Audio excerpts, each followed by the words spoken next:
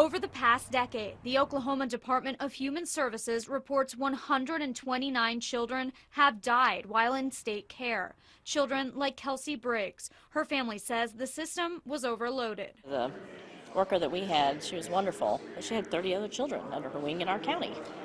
And we had her 24/7. We could call her anytime we needed.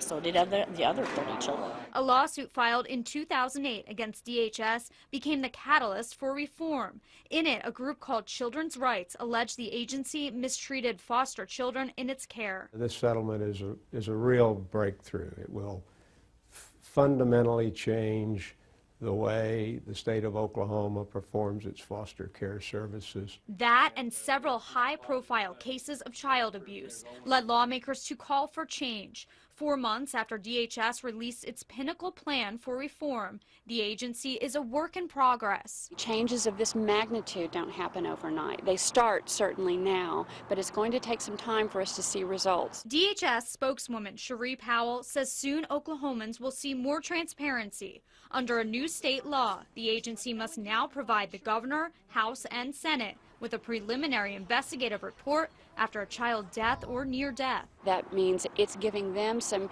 information first to say, here's what we're seeing, here's what we're finding in this case, which is not something that we've done before. But Powell says it will be a balancing act. The federal government has tight guidelines on what can and cannot be released. Right now, when a child dies, and if their parent or guardian, the person responsible for them, is charged with their death, that's the only circumstance that DHS can release information about its involvement with the child or family. The Child Welfare Division is being reorganized. The state has been redistricted into 27 areas, with each assigned to a child welfare director. That's what this new reorganization would create, is a direct line of authority from the top all the way down to the front lines. All of these changes will need more funding. DHS received $50 million additional dollars in this year's budget. Half will go toward the Pinnacle Plan. Powell says more funding will enable the agency to hire more workers and pay foster parents better.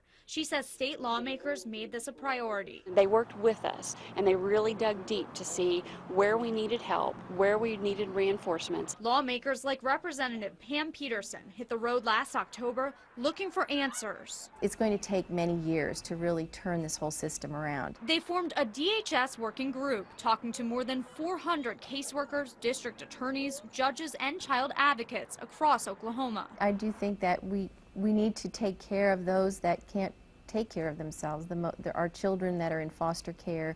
We need to do a better job. Peterson says part of the plan calls for recruiting as many foster families as possible. We have 6,000 churches, I think, in the state of Oklahoma, and over 8,000 children that need foster homes.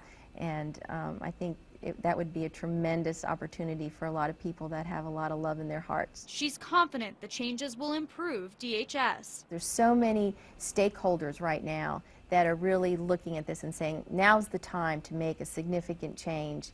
And I think there's the will to do it. Sarah Goldenberg, 2 News, works for you.